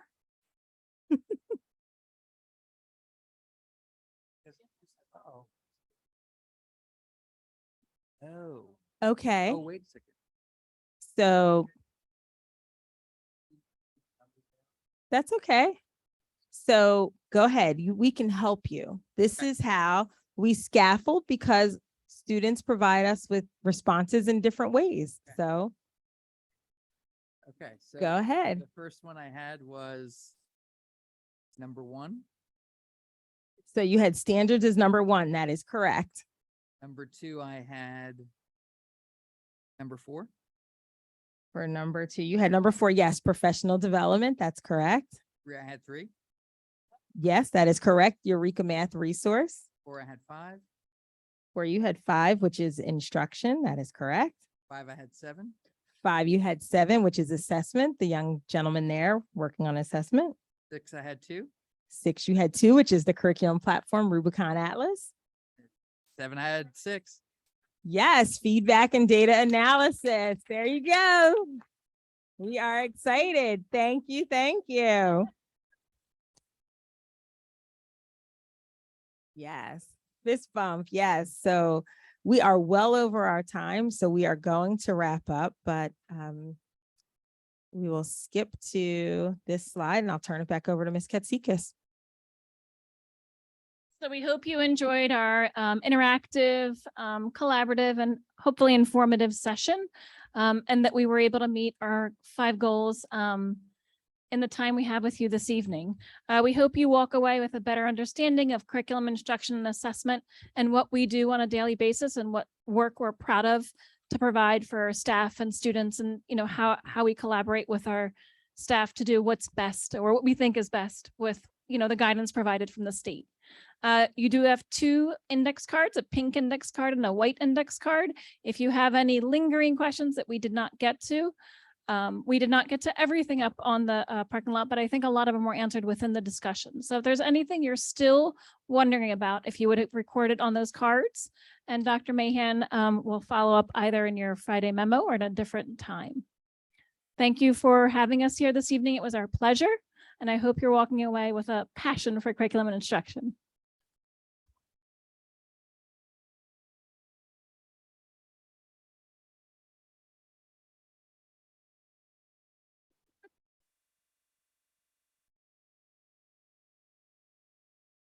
So first of all, thank you again, Dr. Mahan, Dr. Morton, Ms. Katsikis, Ms. Staffen, Mr. Goldthorp. Thank you for the time that you put in developing the presentation and going through all of the information and putting it together, honestly, in a way that's understandable and we hope meaningful to the board. Again, the work and the interaction tonight, came out of a desire from the board from earlier in the year, right? Really to spend some time and focus on to get a broader understanding of how does this work, right? What does it do? We are very grateful. We spent some time talking about the presentation and looking at it. We're grateful for your participation. They wanted to run it as they would run professional development and as we have run and do run professional development. So the only way it's successful is if you interact, and you certainly interacted. Mr. Avati will talk to Mr. Barrow and have a t-shirt waiting for you. So you're ready to go. But you all did a really nice job. We're just going to spend honestly about 10 or 15 minutes talking about the next piece, which I gave you some homework to look at, about the portrait of a graduate. Ms. Staffen's going to participate with us a little bit as we go through. I passed out a paper copy of the documents that I shared with you last Thursday and asked you to take a look at. One of the things that the curriculum instruction office folks referred to were the district goals. We all are familiar with the district mission statement. If you read the mission statement that's on this first page, and as I'm sure you went through over the weekend, you'll notice that parts of that mission statement were included in the presentation about the work that's done. As we focus ourselves on the work that we do, we always come back to the mission statement and to those three overarching goals that deal with purpose and passion, student wellness, and connecting beyond the classrooms. So that's listed for you on here because again, it's the foundational piece that we use. When we're talking in an activity like this about a portrait of a graduate, it really is kind of a broad sense of, what do we expect children to be able to do and to be, and who do we expect them to be when they finish their experience, in the school system? We hope that we have kids for at least 13 years in Cherry Hill. That's not the case. We have a lot of children, that come in at different times throughout their schooling experience, or they're here for a time, they leave, they come back. We want to have kids as long as we possibly can. And when they walk across that stage of graduation and they're issued their diploma, what is it that we expect them to embody, to represent in Cherry Hill? So we broke the activity into, this is where your homework came in, into a number of different sections. And I'm just going to go over just an overview a little bit with them and see if there's anything that you want to share. Each of the areas asked you to consider the characteristics you expect children to have completed that grade level band. So at elementary, completed grade 5, at middle school, completed grade 8, or at high school, completed grade 12. Who have completed that grade band would have following their Cherry Hill school experience. So this is identifying those characteristics. Consider if there are specific characteristics that you would associate with each of the three goals. And we try to do it from that very broadest sense. And then is there a way that it fits in, categorically? Anybody want to share characteristics that you identified at the elementary level that you would expect children when they finish 5th grade, characteristics that they would have?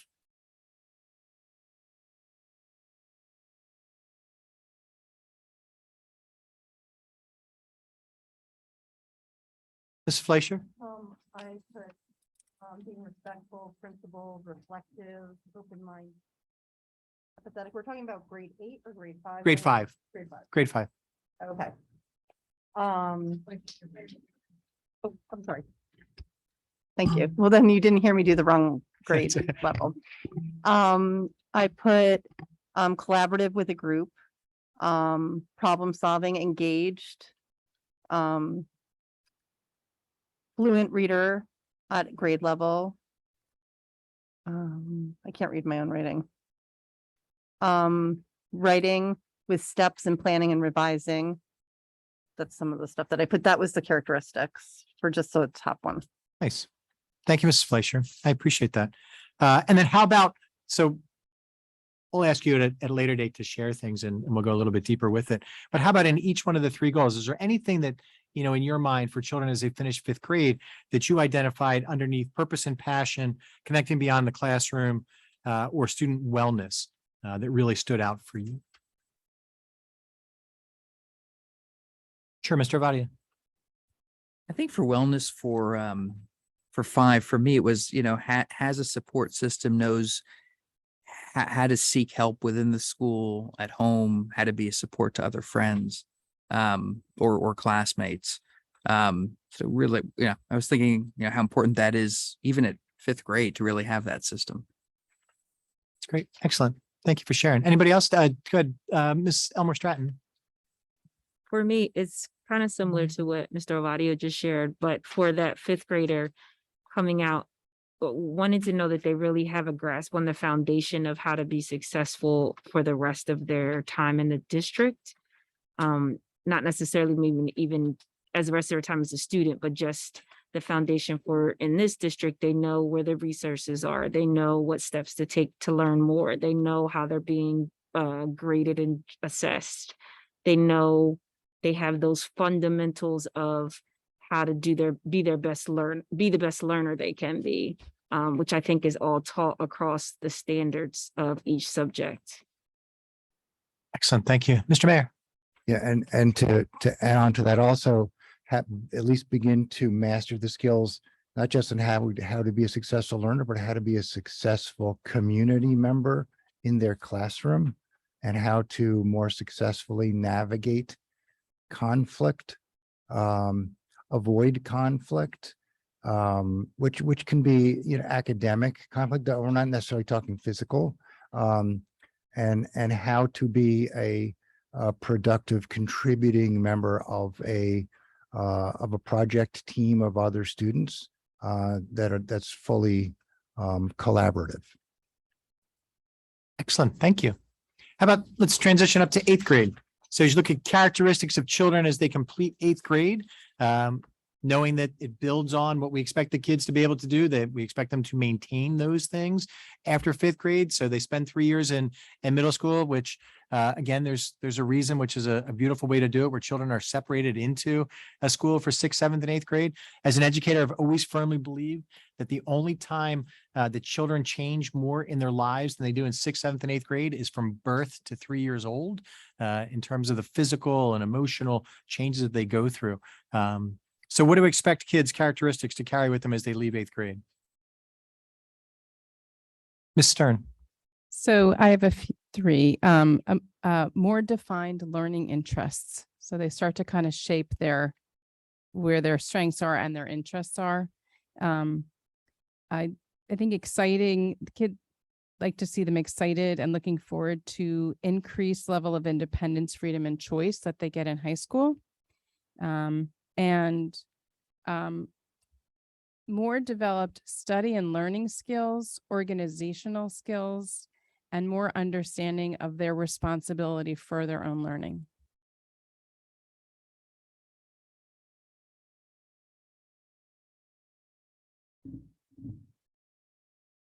Great. Thank you. Thank you. Ms. Elmer Stratton. For me, for all of these, just to simplify it, I always have to have a comparison to some things just so I can see it in my brain. And for me, I really see the 5th grade learner, we gave you the toolbox, just the box, right? Maybe we spent those 5 years building it so we can make the box sturdy. And then the 8th grade year, leaving that, now we put a couple things in the toolbox and gave you some more resources to go to. And then by 12th grade, my vision is you have in your toolbox now the tools and resources that are narrowed down to whatever your next step is for those tools. So I guess that's how I thought about all three in terms of this is what it should look like. I love the visual and the analogy to go through, right? And it's honestly, and it ties directly in right with what we do at school. What children learn and what we are teaching them that's new really kind of varies as they go through their school experience, but there's a foundational piece. So that toolbox, how do you construct your toolbox? Then you're in middle school and you're getting some bigger tools, maybe the first touch of a power tool, a sander, not using a saw, or things like that. And then as you go through high school, at what level? But again, the same foundational pieces that you had when you were in elementary school to build that little toolbox, to use little hand tools, to measure twice and cut once, and those types of things to go in. And I think it ties in too, Ms. Elmer Stratton, with what you said before, just about kids being able to be successful. right? You want them to be able to come out of your fifth grade. How do you advocate for yourself? How do you navigate a classroom? How do you navigate a school? Do you understand how this system works, to go through? And have we provided you with those skills to do that? Excellent. Thank you. How about under eighth grade for the 3 goals? Anything that jumped out at you or that really kind of caught you in your mind as you thought about it that we should identify in those 3 goal areas? Mr. Avadia. I was thinking a lot with eighth grade that, you start to really define your time, what you're going to spend time doing. Extracurriculars become deeper, more of your own volition. You're starting to think about, what's worth your time. How do you schedule when you're busy? How do you compensate? So some of those life skills and just study skills as it interacts with a more complicated palette that's much more in your own choosing. Excellent. Thank you, Mr. Avadia. Who else? Mrs. Fleischer. One of the things I was thinking about was, as far as connecting beyond the classroom is sort of with the 5th grade, it's learning that you're a citizen and you're part of a community, just like what Mr. Mayor said. And then you get into like the 8th grade, hopefully having experiences with service learning so that you can see the connection of being a citizen and being able to make an impact with the community. And then it just follows through even in high school. We're not there yet, but I think all of these, I was doing sort of what Ms. Elmer Stratton said, is making sort of a step-by-step thing that makes it work. Yeah. I like the step-by-step, the ladder, right? And you'll see some visuals and some images, if you do look at some of the things that are online and you see as the kids go up a stair, it's climbing a staircase. What does that look like as they go through each year and where is it? Ms. Elmer Stratton. I'm just gonna add and I'm writing down the things I was thinking as I was looking at it, just for the wellness piece just keeps popping out every single time. But for me, it's thinking of because of my work, I'm always looking at advocacy in terms of our young people and what they can do for themselves. So somewhere underneath connecting beyond our classroom and student wellness, for me, a graduate in 5th or in 8th grade should be able to at least identify where they have needs on their own, whereas the 5th grade graduate knows that at least they can go to people to ask to help those things. Maybe the 8th grader is like that next step in self-awareness where they know that they can ask on their own, but maybe they're asking mom and dad for help, but maybe they're not. But by 12th grade, we've given them, again, all the tools to where they can come out of it as a graduate that can self-advocate, and I think that go like my son graduated 2 years ago and I'm still like, how can you not call your doctor and make a doctor appointment? Like I don't understand what's hard about that. But that's that self-advocacy that I'm like, you should have got that by now. But then I'm like, nope, that's where I should have been focusing on his life skills and stuff like that to make sure he has a progression. So for me, I see that as real important in each one of the graduates. Great. Thank you. Let's take a look at the seniors as kids walk across that stage. And you'll have the opportunity just a month ago, although I know it seems like it's been a lot longer, right? Almost a month to watch the children across the stage at the Leah Course Center. What are the characteristics that you expect a graduating senior to carry with them as they leave us? Mr. Mayor. This will be really true of all of the transition years, but more specifically for the high school graduates. The top 2 for me are confidence and curiosity, but curiosity that has been supported by the administration and by teachers throughout, because it is curiosity, which I think is the foundation for adult learning and ongoing learning, whether you're going into college or not. And even after college, or after professional school, curiosity is what will always drive additional success. So if the administration and the teachers, and if we have supported a student's valuing their own curiosity, that's its own life lesson that I think is just immeasurably important.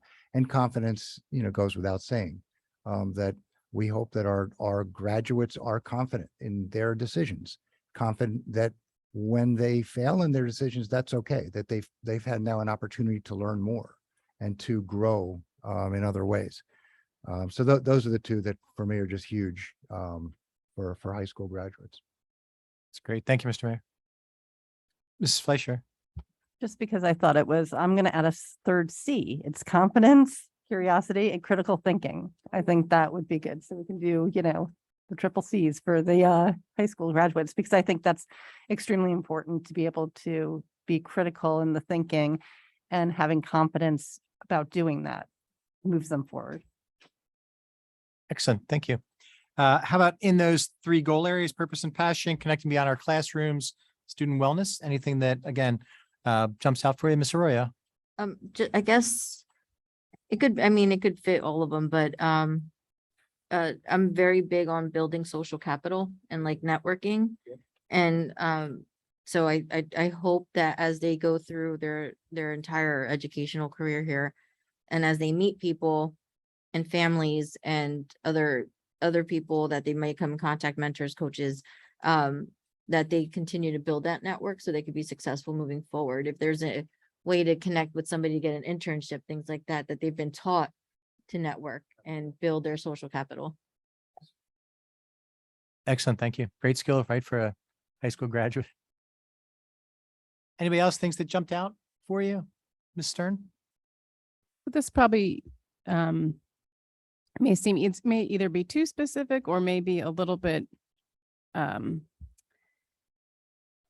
I think it's an emerging issue, I guess I would think, or challenge, and that is helping students being able to bridge these electronic relationships and interactions that they have with kind of in-person life relationships. Because I think that's an issue. It's a challenge that is emerging. It's definitely been impacted by the COVID shutdown and our rapid transition to a lot more online interaction. And it was a major way that our kids interacted socially. So I just see a lot of kind of challenges with bridging that for kids, some more than others, but. Very good. Thank you. Mr. Avadia, do you have one? Yeah, just a couple of things. I mean, I hope that they've met people who are different, think different, behave different, and that they have a real sense of empathy in terms of just being, I guess, the world citizenry that I'm hearing, the curiosity, I hope that they do as I do, take the time to still look up words and look up concepts and just recognize that we've unlocked a door. We haven't, shown them what's through most doors they'll encounter, but hopefully they know how to Google something and, not plagiarize it necessarily, but, just learn things and, put on that Duolingo app and do different things. And I hope they remember their time fondly here. I hope they have some empathy for their parents who've put up with some really tough kids who didn't totally get it, and they will someday, but, so I hope we're putting them out into the world to be good people as we know that they are. Great. Thank you all. Thank you all for sharing and for doing your homework. You certainly can take this. You'll take this sheet with you. We'll talk about it later during the course of the year when we get together and do a retreat again, which I'm sure we will do at some point. I just want to ask Ms. Staffen. She developed this. She did a layout for the first piece, and then she developed a second sheet for us to look at. And it's kind of a building on an activity that she's done a number of different times and in different settings about a graduate. Just want her to tell you about this sheet. There's some questions and things on the back. Again, we are not going to fill this out tonight, but just to kind of for you to have with you and to think when we're talking about activities and things during the year. And we will come back and revisit this and do a comprehensive piece with it. But Ms. Staffen, you just kind of walk them through what this sheet looks like. Sure. It's takes on different iterations every time we do something like this, but ultimately, this is what we're all working toward, right? We're all working toward that graduation date at the end of the 13th year of school for the Cherry Hill students, no matter when they came in to the district. And when we look at that, we're looking to send children off into the world who identify and exemplify what we value in Cherry Hill and what we value not only at home, but also within the community and in the school setting. So what this does is it kind of connects it all, right? So when we look at goals, this is what makes us a school system. And the school district is, we have these umbrella themes. We have purpose and passion, connecting beyond our classrooms, and student wellness, but they look different at every grade level, at every one of the different levels that we have here in the district. But ultimately, they come together into that one high school graduate. And that's what this was about, unpacking what those 3 themes were, what they look like. Every building has them. We're all working toward them, and we're all working toward that vision and mission of Cherry Hill Public Schools. So this is kind of a flow chart that says, when we're looking at a Cherry Hill graduate from any of our high schools, what does that look like for them when they're exemplifying purpose and passion? If we've done our job well, and we do our jobs really well collectively as a community, what would that look like for a Cherry Hill graduate if we're sending them off into the world to explore their next chapters and what's happening? How do we define that? So when people say, what does a Cherry Hill graduate look like? What does a Cherry Hill graduate bring to our institution, our facility for a job employment or whatever? What do we expect from a Cherry Hill graduate? How do we define that? And then again, very big on, we need to imagine that. We need to see what that looks like in order to continue to envision that. So we did that for all 3 of those big statements, that every building in this district has goals that are driving our curriculum, our instruction, our assessment, and ultimately our graduations. And then on the back, it's what we hope for our graduates, right? So we're envisioning it's the future. It is June 20th of 2023. We are graduating our next set of high school seniors who will be leaving us. And as they do that, what will they look like? If we did our jobs well, what will it be as they walk across that stage? Despite their different abilities, their learning styles, their interests, what will they possess as they walk out our doors? When they go into the next phase of their lives after receiving a Cherry Hill education, what will our graduates be able to do?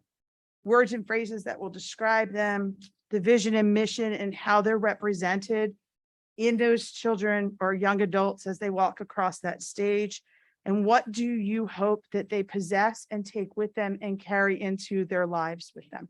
So this activity really kind of focuses on that. And from this, we then go back and reevaluate the vision and mission to make sure everything is completely aligned and articulated K to 12.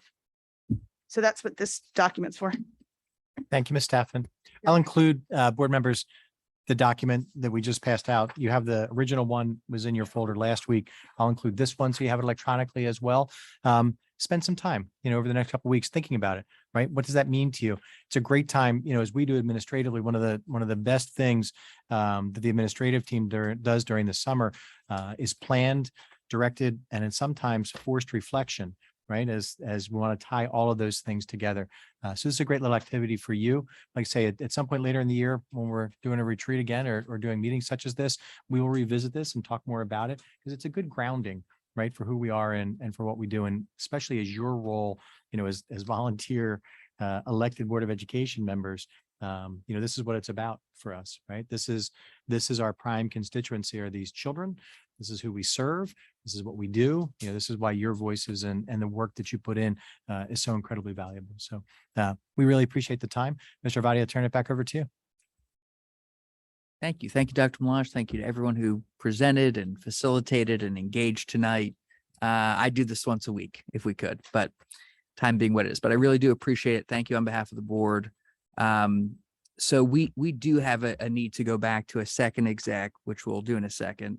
But for now, I guess we say, what do I say? There'll be no action. No action taken. So don't worry about that. I'll make a motion to go into exec session. Do I have a second? All right, Mrs. Arroyo, we'll take yours a second. All in favor then? Motion carries, and this part then is over. Public session has ended. Have a good night.